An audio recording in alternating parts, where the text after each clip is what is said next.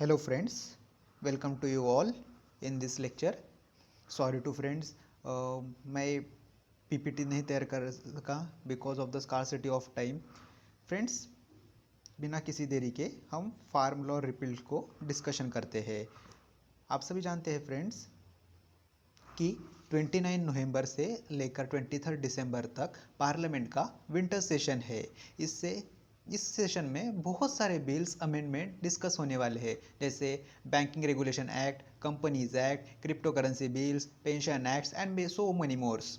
Okay friends, इसी बीच respected प्रधानमंत्री मोदी जी ने अनाउंस किया है कि पिछले साल वाला सितंबर में जो 3 फार्म बिल्स इंट्रोड्यूस किए थे, जिसके कारण पूरे साल भर एजिटेशन एंड प्रोटेस्ट चलते रहे, उन्हें इसी साल के विंटर सीजन में रिपील किया जाएगा फ्रेंड्स. इस वजह से हमारे लिए 4 मुद्दों को समझना बहुत महत्वपूर्ण होता है. First, why they are introduced, why they introduced. Then second, reason for protest, and third, government ने क्या रिस्पॉन्स किया. फोर्थ, सुप्रीम कोर्ट का इसमें इंटरव्यून कैसे हुआ. एंड फोर्थ, रिपील का प्रोसीजर क्या होता है, ये भी तो जानना बहुत ज़रूरी है. ठीक है, पहला पॉइंट डिस्कस करते हैं, क्यों लाया गया था. ये लाए जाने का कारण था to end the monopoly of the mandis. जो प्राइवेट सेक्टर में मंडी होती है ना फ्रेंड्स, एपीएमसी मंडीज वगैरह, पीएमसी मंडी होती है, उनको नलीफाई करने के लिए, जिनकी मोनोपोली जो होती है वो ख़त्म करने के लिए वो लाया गया था. एग्जिस्टिंग सिस्टम में गवर्नमेंट सिस्टम की जो अभी की जो सिस्टम है, उसमें मंडीज की मोनोपोली तोड़ने के लिए और फार्मर्स डायरेक्टली बायर्स के साथ सामान बेच सके, इस कारणवश इसको पब्लिश किया गया था. और दूसरा कारण था फार्मर को एक लीगल फ्रेमवर्क तैयार करके देना, ताकि वह कंपनीज के साथ कॉन्ट्रैक्ट कर सके और उनके साथ काम कर सके. और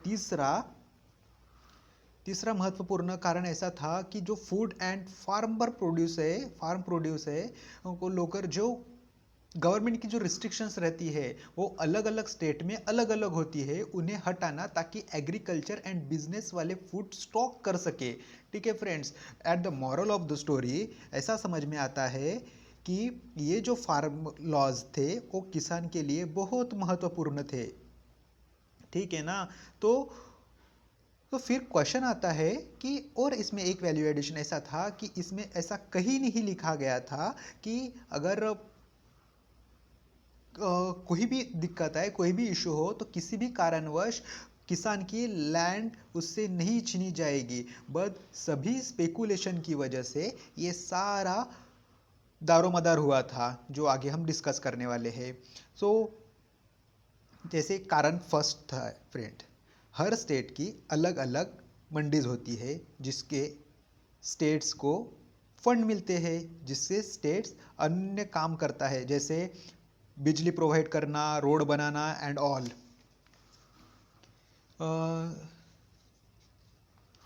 ओके फ्रेंड्स, इससे स्टेट को बहुत सारा रेवेन्यू मिलता है.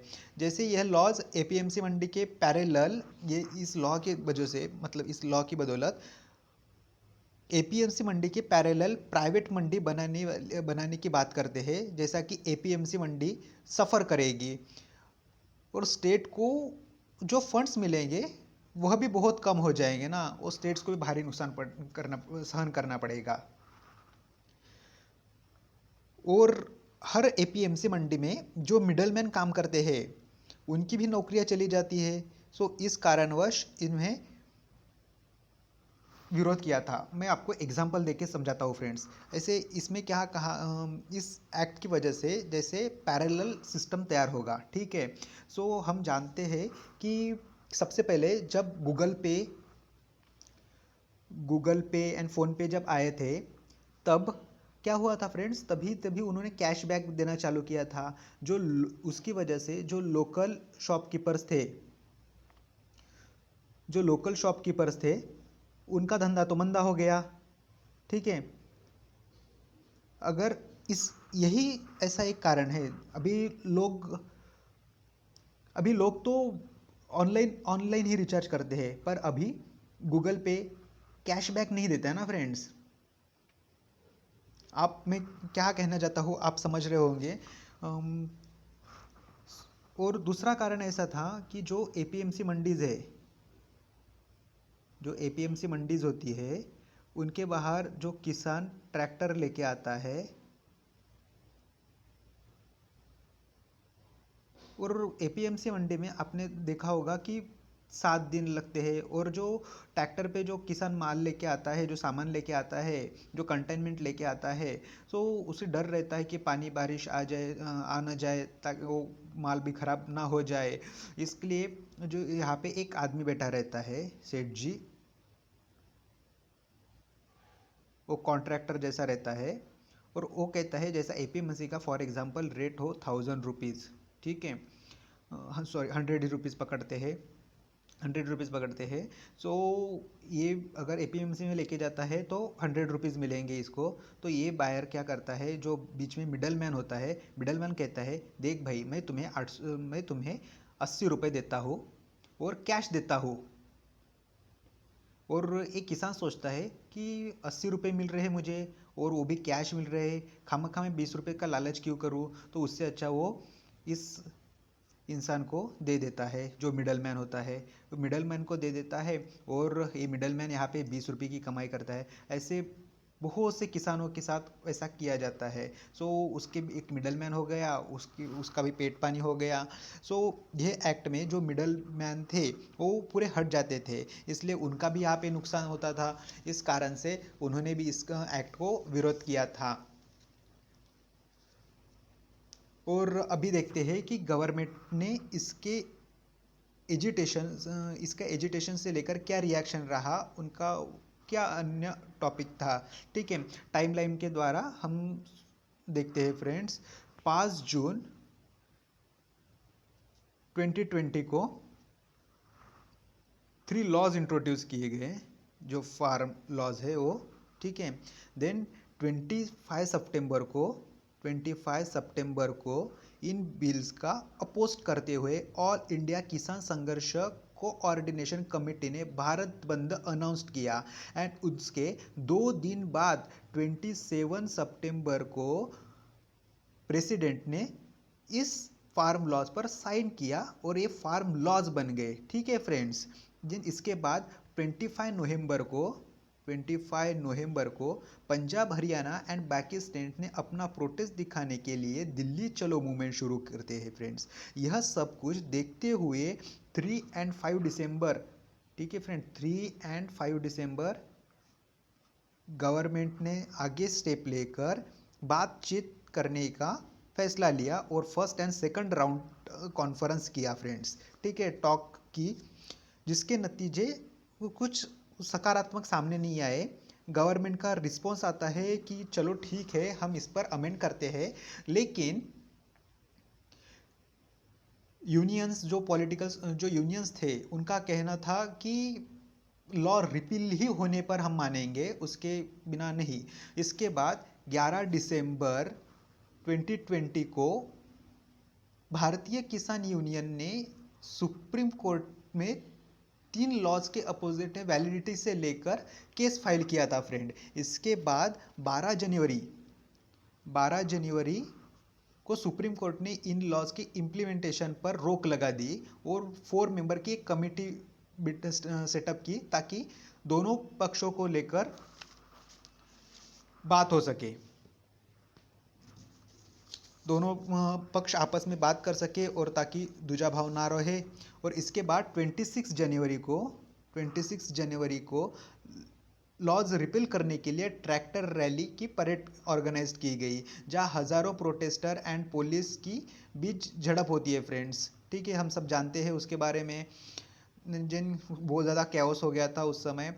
जिसके बाद 5 फरवरी को दिल्ली के साइबर क्राइम सेल से toll kit controversy against sedition involve लोगों को क्रिमिनल कॉन्स्पिरसी के अंदर एफआईआर रजिस्टर किए थे। इसी मंथ में फरवरी में ही संयुक्त किसान मोर्चा जो फार्मर्स यूनियन का एक अम्ब्रेला बॉडी है, उन्होंने नेशनल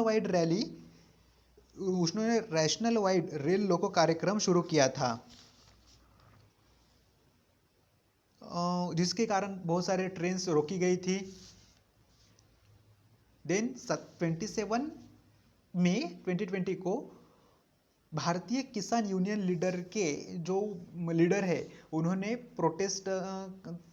कहा था कि प्रोटेस्ट तभी खत्म होंगे जब लॉज रिपील होंगे। इसके बाद अक्टूबर 2021 को प्रोटेस्ट चलते हुए रोड और हाईवे ब्लॉक कर दिए जाने का उन्होंने निर्णय लिया था। और उसके बाद फिर से सुप्रीम कोर्ट पिक्चर में आई और सुप्रीम कोर्ट ने कहा कि हाँ, हर इंसान को राइट टू प्रोटेस्ट का अधिकार है, बट इसका मतलब ये नहीं बनता कि दूसरे के ट्रांसपोर्ट रुकने जाए और रोड रोकने जैसा काम किया जाए। ठीक है, साल भर बनाने के बाद भी लॉज, फार्मर्स का ऐसा मानना हुआ कि ये लॉ हमारे लिए बेनिफिशियल नहीं है, जिस कारण रिस्पेक्टेड प्रधानमंत्री मोदी जी को ये लॉज रिपील करने का निर्णय लेना पड़ा फ्रेंड्स। ओके, ये हो गया सभी दारोमदार इसकी लॉज की। अभी देखते हैं फ्रेंड्स कि इसका रिपील का प्रोसीजर क्या होता है। कोई भी रिपील का प्रोसीजर ये रहता हो तो फ्रेंड्स, रिपील के प्रोसीजर में क्या होता है ना, रिपील का जो प्रोसीजर होता है, जैसा फॉर एग्जांपल अभी ये लॉज है, अगर इसको रिपील करना हो तो ये सेम लॉ लोकसभा या राज्यसभा में पेश किया जाएगा। देन अगर ये लॉ पहले स्पेशल मेजॉरिटी और सिंपल मेजॉरिटी, जिस भी मेजॉरिटी से पास हुआ हो, उसी मेजॉरिटी से ये रिपील वाला लॉ पास हो जाएगा फ्रेंड्स। उसमें वही कानून कायदे हो गए, वही आर्टिकल्स हो गए, वही कॉलम्स हो गए, और साथ में उसमें रिपील होगा, और साथ में उसमें लिखा होगा कि एक किस कारणवश रिपील किया जा रहा है। इसके बाद उसी मेजॉरिटी के साथ इसे रिपील किया जाएगा friends. That's all for my sides. मैंने जो मेरा बेस्ट नॉलेज था उस हिसाब से मैंने आपको ये सब टाइमलाइन समझाने का प्रयास किया। होप सो आपको मेरा ये लेक्चर अच्छा लगा होगा। आपको लेक्चर अच्छा लगा होगा तो लाइक कर सकते हो, किसी को अन्य को जानकारी देने के लिए आप उसे शेयर कर सकते हो, और आगे ही इस प्रकार का वीडियो लेक्चर्स देखने के लिए आप चैनल को सब्सक्राइब कर सकते हो। Thank you for all friends.